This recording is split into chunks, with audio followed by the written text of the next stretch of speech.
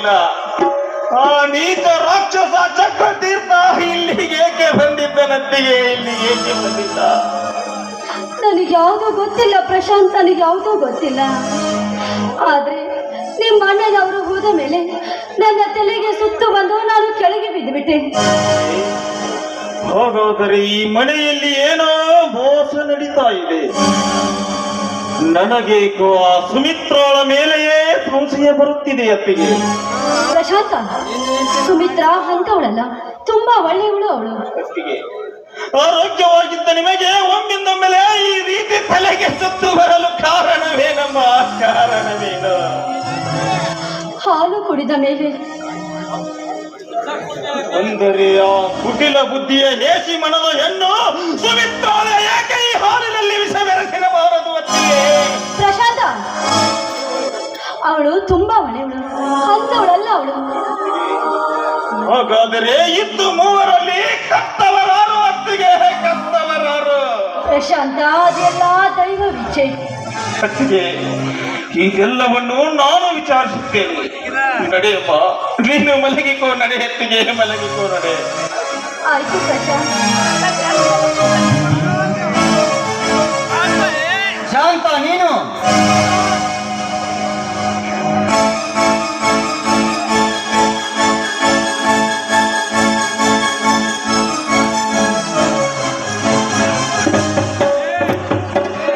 ಅಣ್ಣ, ಅತ್ತಿಗೆ ತಲೆ ಸುತ್ತ ಬಂದು ಬಿದ್ದಿದ್ದಳು. ಅದಕ್ಕಾಗಿ ವಿಚಾರಿಸಿದರಾಯ್ತು ಅಂತ ಬಂದೆ. ಅದರಲ್ಲಿ ಯಾಕನ್ನ ಇಷ್ಟೊಂದು ಲೇಟು? ಇವ್ರು ಹೇಳ್ತಾರ ಮಾತು ಸುಳ್ಳು ಮಾವ. ನೀನು ಹೋದ ಕೂಡ್ಲಿ ಇವ್ರು ಅಕ್ಕನ ಹತ್ರ ಹೋಗಿ ತೂತದು. ಅದ್ ಹೇಳಿ ನನಗೆ ಏನು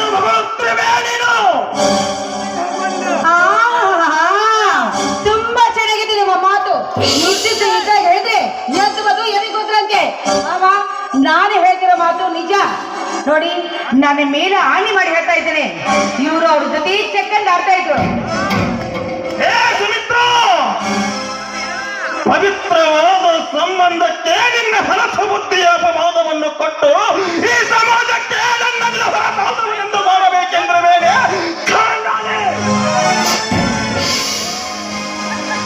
ಅತ್ತಿಗೆ ಎಂದರೆ ಈ ನಮ್ಮ ಮನೆಯ ಹೃದಯವಿದ್ದಂತೆ. ಅಣ್ಣನ ಹೆಂಡತಿಯ ಮೇಲೆ ಕಾಮದ ದೃಷ್ಟಿಯನ್ನಿಟ್ಟು ಕತ್ತೆಯ ಜೀವನವನ್ನು ನಡೆಸುವ ಕೆಟ್ಟ ದೇಹ ಇದಲ್ಲ. ಅಣ್ಣನ ಹೆಂಡತಿ ಎಂದರೆ ಹೆತ್ತ ತಾಯಿಗಿಂತಲೂ ಹೆಚ್ಚು ಎಂದು ತಿಳಿದುಕೊಂಡಿರುವ ಈ ಪುಣ್ಯದ ಜೀವಕ್ಕೆ ನಿನ್ನ ಆಧಾರದ ಹೊರೆ ಹೊರಿಸಿ ತಾಯಿ ಮಗಳ ನಡುವೆ ಸಂಬಂಧ ಕಟ್ಟುತ್ತಿರುವೆ. ಶಾಂತ, ಎಲ್ಲಿದ್ದು ನಿನ್ನ ನಾಟಕವನ್ನು? ಮಕ್ಕಳಿರುವ ಹೆಂಡತಿಯನ್ನು ಬಿಟ್ಟು ನಾನಿಲ್ಲದ ಸಮಯವನ್ನು ಸಾಧಿಸಿ ಒಡ ಹುಟ್ಟಿದ ಅಣ್ಣನ ಹೆಂಡತಿಯ ಮಕ್ಕಳು ಮಲಗಲು ಬಂದಿರುವೆನೋ ಪಾಪಿ.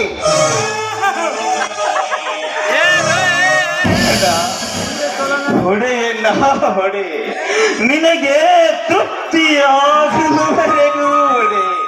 ಆದರೆ ಅಣ್ಣನ ಹೆಂಡತಿಯ ಮೇಲೆ ಕಾಮದ ಕಣ್ಣು ಹಾಕಿದ ಕಾಮುಕನೆಂದು ಮಾತ್ರ ಕರೆಯೋಣ.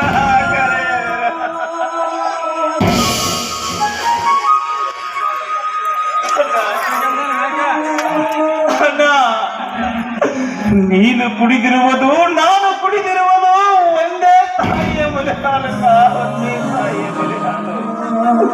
ನೀನು ಅಪವಿತ್ರನೆಂದ ಮಾತ್ರಕ್ಕೆ ನಾನೇನು ಅಪವಿತ್ರನಾಗಲಾರೆ, ಅಪವಿತ್ರನಾಗಲಾರೆ.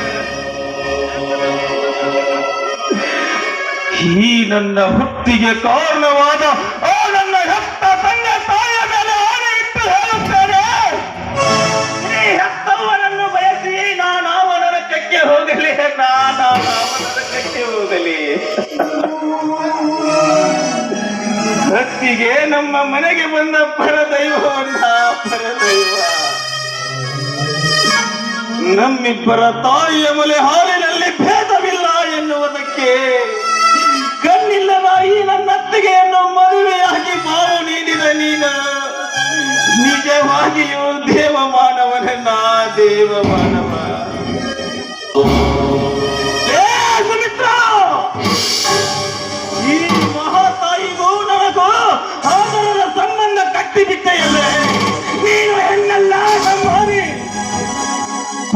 ಗಂಗೆ ಹರಿಯುತ್ತಿರುವ ಈ ಮನೆಯಲ್ಲಿ ಆದರದ ಬರೆ ಹರಿಸಿದ ಸೂಳೆಯನ್ನು ಆಯುವರು. ಅಣ್ಣ ಅಣ್ಣ, ಇಲ್ಲವಾದ ದುಷ್ಟ ಮಾತುಗಳನ್ನು ಮುಂದಿಟ್ಟು ನಿನಗೂ ನನಗೂ ಒಡಕು ಹುಟ್ಟಿಸುತ್ತಿದ್ದಾರಣ್ಣ ಆಯುಗಳು.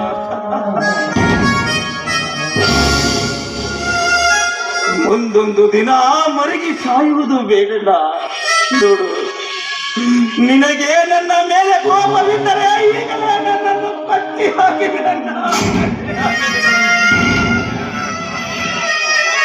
ಇಲ್ಲ, ಈ ನಿನ್ನ ಪಾದವಡಿಯಲ್ಲಿ ಹಾಕಿ ಅದರ ತುಳಿದು ಬಿಡಣ್ಣ.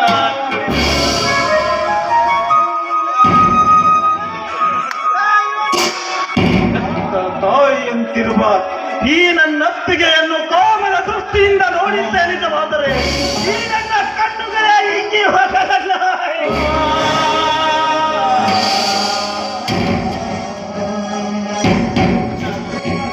ಅಣ್ಣ, ಇದಕ್ಕೆ ನಿನ್ನ ಪವಿತ್ರವಾದ ಪಾದವೇ ಸಾಕ್ಷಿಯನ್ನ. ಇದಕ್ಕೆ ನಿನ್ನ ಪವಿತ್ರವಾದ ಪಾದವೇ ನಂಬಿಕೆಗೆ ದ್ರೋಹ ಬಗೆಯುವ ಬಂಡನೆ. ನಿನ್ನಂತ ಘಾತುಕ ಸಂಬಂಧಿರು ಈ ಜಗತ್ತಿನಲ್ಲಿ ಇದ್ದಾರೆ ಅಂತ ನನಗೆ ಈಗ ಗೊತ್ತಾಯಿತು. ಕಾಮುಕ ನಾಯಿ. ಇಲ್ಲ ಇಲ್ಲ ಇಲ್ಲ, ಈ ಭೂಮಂಡಲವೇ ಬುಡ ಮೇಲಾಗಬಹುದು, ಆದರೆ ಈ ದೇಹದಲ್ಲಿರುವ ಮನಸ್ಸು ಹೊಲಸಾಗಲು ಸಾಧ್ಯವೇ ಇಲ್ಲವಣ್ಣ, ಸಾಧ್ಯವೇ ಇಲ್ಲ. ಹರಿಯದ ಸಂಬಂಧವೆಂಬ ಹಗ್ಗವನ್ನು ಹರಿಯುವುದಕ್ಕೋಸ್ಕರವಾಗಿ ಇವರ ಹೂಡಿದ ನಾಟಕವನ್ನ ಇದು. ಲೇ ಬಂಡ ಬಂಡೆ, ನನ್ನ ತಮ್ಮಂದಿರ ಮಧ್ಯೆ ಒಡಕು ಹುಟ್ಟಿಸಿ ಹೆಣ್ಣಿಗೆ ಹೆಣ್ಣೆ ಶತ್ರು ಎನ್ನುವುದನ್ನು ಸಾಬೀತು ಮಾಡಿಬಿಟ್ಟೆಯಲ್ಲಿ ಇಲ್ಲದ ವಿಷವನ್ನು ಕಣ್ಣಿಲ್ಲದ ಈ ತಾಯಿಗೆ ಹಾಲಿನಲ್ಲಿ ಬೆರೆಸಿ ಮತ್ತು ಬರುವಂತೆ ಮಾಡಿ ಅದೇನೋ ನಾಟಕ ಮಾಡಿಬಿಟ್ಟೆಯಲ್ಲಿ. ಅಣ್ಣ ಅಣ್ಣ, ಈ ಹೇಸಿ ಹೆಣ್ಣಿನ ಮಾತನ್ನು ನಂಬಿ ನೀನು ಏನೇನೋ ಮಾತನಾಡ್ತಾ ಇರುವೆಯಲ್ಲೋ. ನನ್ನ ತಮ್ಮ ಲಕ್ಷ್ಮಣನಂತೆ ನಿಷ್ಠಾವಂತ ಹೃದಯವಂತ ಅಂತ ತಿಳಿದಿದ್ದೆ, ಆದರೆ ಒಡ ಹುಟ್ಟಿದ ಅಣ್ಣನ ಹೆಂಡತಿಯನ್ನೇ ಮೋಹಿಸುವ ಕಾಮುಕ ಅಂತ ತಿಳಿದಿರಲಿಲ್ಲ. ಸ್ವಾಮಿ, ಇಂಥ ಚುಚ್ಚ ಮಾತುಗಳನ್ನು ನುಡಿಯಬೇಡಿ ಸ್ವಾಮಿ, ನುಡಿಯಬೇಡಿ. ನಿಮ್ಮ ತಮ್ಮ ಅಂತವನಲ್ಲ. ನಿಮ್ಮ ಕೈ ಮುಗಿದು ನಿಮ್ಮ ಕಾಲಿಗೆ ಬಿದ್ದು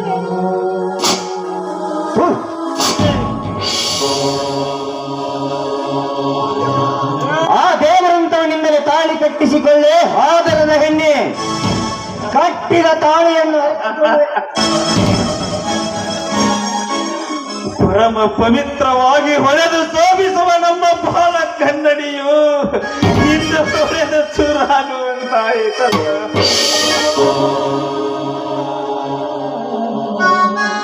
ಅಣ್ಣ ಅಣ್ಣ, ಯಾಕಣ್ಣ ನನ್ನ ನಿನ್ನ ಈ ನಡುವೆ ಈ ವಿಷದ ಅಗ್ನಿ, ಈ ವಿಷದ ಅಗ್ನಿ ಅದೆಷ್ಟೋ ಧಗಧಗಿಸಿ ಒತ್ತಿ ಉಳಿದರು ನನ್ನೆಡೆಯ ಸಪ್ತವೆಂಬ ಗಂಗೆಯು ನಿನ್ನ ಸೌದೆಯುವ ತೋಲೆಯನ್ನು ನಂದಿಸಲೇ ಬಿಡಲಾರದನ್ನ, ನಂದಿಸಲೇ ಬಿಡಲಾರದು.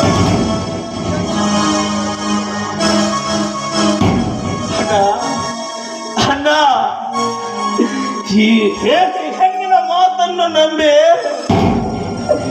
ಮನಸೊಡೆದು ಮನೆಯೊಡೆದು ನಮ್ಮ ಬಾಳ ಬಂಧನದ ಪಾಶವನ್ನೇ ಹರಿದೊಗೆಯುವುದು ಬೇಡಣ್ಣ, ಹರಿದೊಗೆಯುವುದು ಬೇಡ. ನೀನೇ ಹೇಳಿದಂತೆ ನಾನು ಶ್ರೀರಾಮನ ಚಂದ್ರ ಲಕ್ಷ್ಮಣನಂತೆ ಇದ್ದೇನಲ್ಲ, ಲಕ್ಷ್ಮಣನಂತೆ ಇದ್ದೇನೆ. ಇದಕ್ಕೆ ಈ ಭೂತಾಯೇ ಸಾಕ್ಷಿಯ, ಕೈಲಾಸದಲ್ಲಿರುವ ಪರಮಾತ್ಮನೇ ಸಾಕ್ಷಿಯನ್ನ, ಪರಮಾತ್ಮನೇ ಸಾಕ್ಷಿ. ಅಣ್ಣ ಅಣ್ಣ, ತಿಳಿಯದೆ ಆ ಶ್ರೀರಾಮಚಂದ್ರ ಅಜ್ಞಾನಕ್ಕೆ ಸಿಲುಕಿ ದೇವರಂತ ತನ್ನ ಸತಿ ಶಿರೋಮಣಿಯಾದ ಸೀತಾದೇವಿಯನ್ನು ಕಾಡಿಗಟ್ಟಿ ಹಾಳಾದ. ಸಿಡುಕಬೇಡ, ಸಿಡುಕಬೇಡ. ಪ್ರತ್ಯಕ್ಷ ಕಂಡರು ಪ್ರಮಾಣಿಸಿದವರನ್ನ ಯಾಕೇನೋ ದ್ರೋಹಿ? ಕಟ್ಟಿದ ತಾಳಿಯನ್ನು ಹರಿದುಕೊಳ್ಳುವೆ. ಇವಳು ನಿನಗೆ ಬೇಕಾಗಿದ್ದರೆ ಮತ್ತೆ ಈತ ರಾಕ್ಷಸ, ನೀನೇನು ಮನುಷ್ಯನೋ ಅಥವಾ ರಾಕ್ಷಸನು? ಹಿಂದೆ ಮಹಿಷಾಸುರ, ರಾವಣಾಸುರ, ಅನಂತ ದೈತ್ಯರು ಈ ರೀತಿ ವರ್ತಿಸಲಿಲ್ಲ. ಅವರಿಗಿಂತಲೂ ಮಹಾನ್ವಿತ ರಾಕ್ಷಸ ನೀನು. ತಾಳಿ ಎಂದರೆ ಹೆಣ್ಣಿಗೆ ಮುತ್ತೈದೆಯ ಭಾಗ್ಯವನ್ನು ತೋರುವ ಮಹಾಗುರು. ಅಂತಹ ತಾಳಿಯನ್ನೇ ಹರಿದುಕೊಂಡು ಬಿಟ್ಟೆಯಲ್ಲೋ ಜ್ಞಾನಹಿಸಬಹುದು. ಹೆಣ್ಣಿನ ಶಾಪ ನಿನ್ನನ್ನು ಸುಮ್ಮನೆ ಬಿಡಲಾರದು ಭೂಮಿ.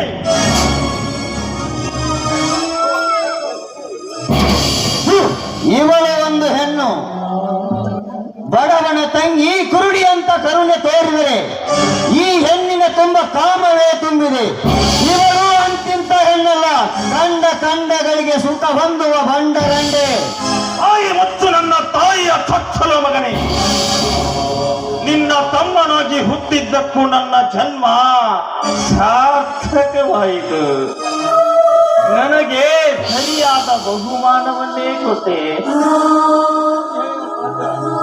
ಹೇ ಪ್ರಶಾಂತ, ನೋಡಿದೇನೋ ಇಂದು ನಿನ್ನನ್ನ ನಿನಗೆ ಎಂತಹ ಬಹುಮಾನ ಕೊಟ್ಟ. ನನ್ನನ್ನೇ ನನಗೆ ಸರ್ವಸ್ವವೆಂದು ತಿಳಿದುಕೊಂಡ ನಿನಗೆ ಇಂದು ಇದೇ ನಿನ್ನನ್ನ ಈ ಹೇಗೆ ಹೆಣ್ಣಿನ ಮಾತನ್ನು ನಂಬಿ ಒಳ ಹುಟ್ಟಿನ ಕರುಳನ್ನೇ ಕತ್ತರಿಸಿ ಬಿಟ್ಟನಲ್ಲ. ಲೇ ಪ್ರಶಾಂತ, ಇಲ್ಲಿಯವರೆಗೂ ನೀ ಪಟ್ಟ ಕಷ್ಟ ಹಿಂದಿಗ ಎಲ್ಲವೂ ವ್ಯರ್ಥವಾಗಿದೆ.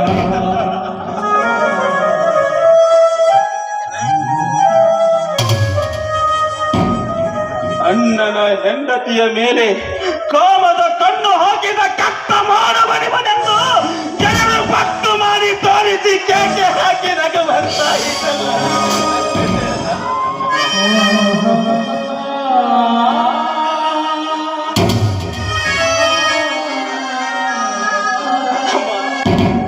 ಅಮ್ಮ,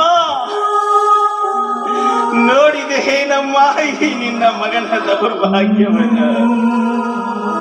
ಹುಟ್ಟುವಾಗಲೇ ಈ ನನ್ನ ಕತ್ತನ್ನು ಹೆಚ್ಚಿ ಸಾಯಿಸಬಾರದಿದ್ದೇ ನಮ್ಮ ಸಾಯಿಸಬಾರದಿದೆ. ಮುಂದೆ ಇಂಥದ್ದೊಂದು ದಿನ ಬರುತ್ತದೆ, ಅದನ್ನು ನಾನು ನನ್ನ ಕಣ್ಣಾರೆ ಕಾಣಬಾರದೆಂದೇ ಇದೆಲ್ಲವನ್ನು ನೀನೇ ಮುಗಿಸಿ ಬಾ ಎಂದು ನನ್ನನ್ನು ಬದುಕಿಸಿ ನೀನು ನಮ್ಮೆಲ್ಲರನ್ನು ಬಿಟ್ಟು ಹೊರಟೋಗಿ ಬಿಟ್ಟೆಯ ತಾಯಿ.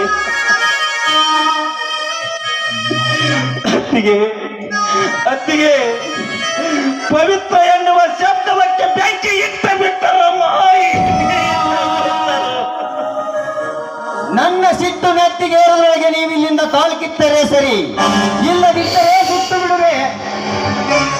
ಅಯ್ಯೋ ಮಾವ, ಏನ್ ವಿಚಾರ ಮಾಡ್ತಾ ಇದ್ಯಾ? ಬಿಟ್ಬಿಡಿ. ಇಂಥ ನೀತ್ರಿ ಭೂಮಿಯಲ್ಲಿ ಗೀತ್ರೆ ಎಷ್ಟು ಸತ್ತ ಎಷ್ಟು.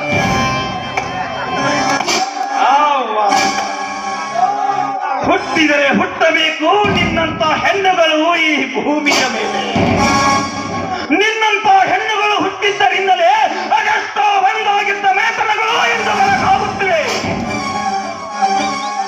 ಲೇ ತಿಂಡಿಗಾಗಿ ಹುಟ್ಟಿದ ಬಂಡರಂಗೆ, ನಿನಗೂ ಒಂದು ಕಾಲ ಬಂದೇ ಬರುತ್ತದೆ ಎನ್ನುವ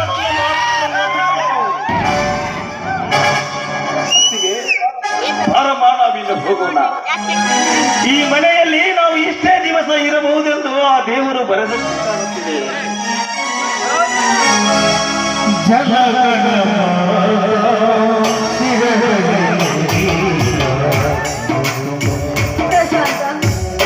ಎಲ್ಲಿಗಪ್ಪ ನಾವು ಹೋಗೋದು? ಅತ್ತಿಗೆ, ಆ ದೇವರು ಎಲ್ಲಿಗೆ ಕರೆದೊಯ್ಯುತ್ತಾನೋ ಅಲ್ಲಿಗೆ ಎಂಬ. ಅತ್ತಿಗೆ, ಈ ಕಷ್ಟವೆಂಬುದು, ಈ ವನವಾಸವೆಂಬುದು ಸತ್ಯವಂತರಿಗೆ ಮಾತ್ರ ಒತ್ತೊತ್ತಿ ಬರುತ್ತದೆ ವಿನಃ ಇನ್ನೊಬ್ಬರಿಗಲ್ಲಮ್ಮ, ಇನ್ನೊಬ್ಬರಿಗಲ್ಲ. ಈ ಕಷ್ಟವೆಂಬುದು, ಈ ವನವಾಸವೆಂಬುದು ಆ ಹರಿಹರ ಬ್ರಹ್ಮಾದಿಗಳನ್ನು ಬಿಟ್ಟಿಲ್ಲ, ಬಸವಾದಿ ಪ್ರಮುಖರನ್ನು ಬಿಟ್ಟಿಲ್ಲ.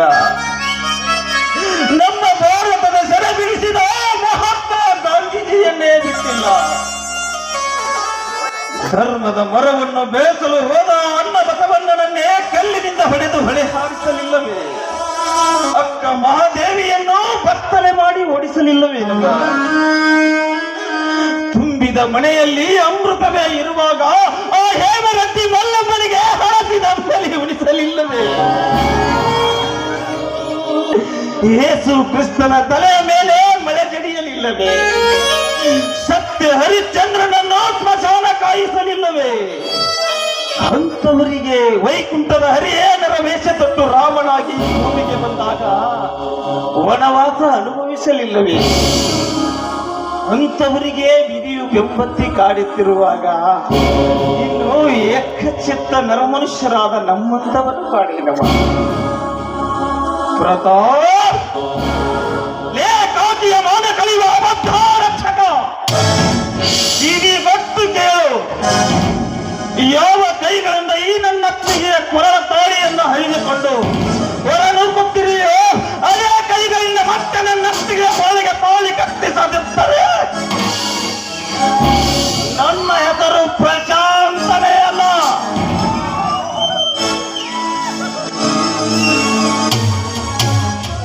ತಾಯಿ ಗೃಹ ಮಾತೆ, ತಾಯಿಯ ಒಡಲಿನಿಂದ ಹುಟ್ಟಿ ನಿನ್ನ ಮಡಿಲಲ್ಲಿ ಆಡಿ ಓಡಾಡಿ ಬೆಳೆದ ನಾನು ಇಂದು ಈ ನಿನ್ನ ಮಡಿಲ ನೆರಳನ್ನು ಬಿಟ್ಟು ಹೋಗುವಂತಾಯಿತು. ನಾನಾವ ಅಪರಾಧ ಮಾಡಿಲ್ಲವೆನ್ನುವುದು ನಿನಗಾದರೂ ಗೊತ್ತಿಲ್ಲವೇ ತಾಯಿ?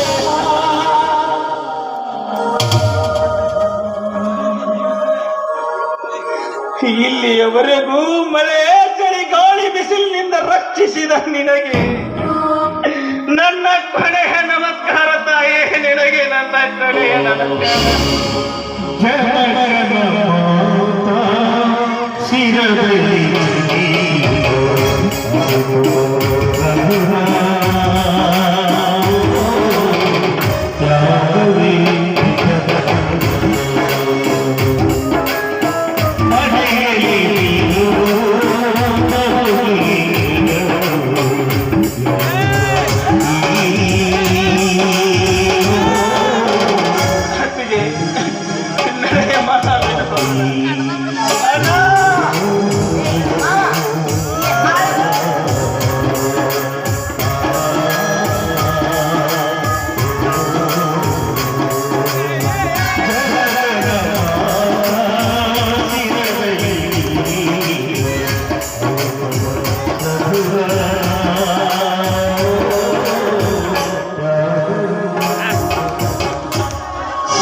ಸುಮಿತ್ರ, ನಡೆಯಮ್ಮ ಹೋಗೋಣ. ಕ್ರೀಡೆ ಅಂತ ತೊಲಗಿದ್ವಲ್ಲ, ತುಂಬಾ ತಲೆ ನೋಯ್ತಾ ಇದೆ.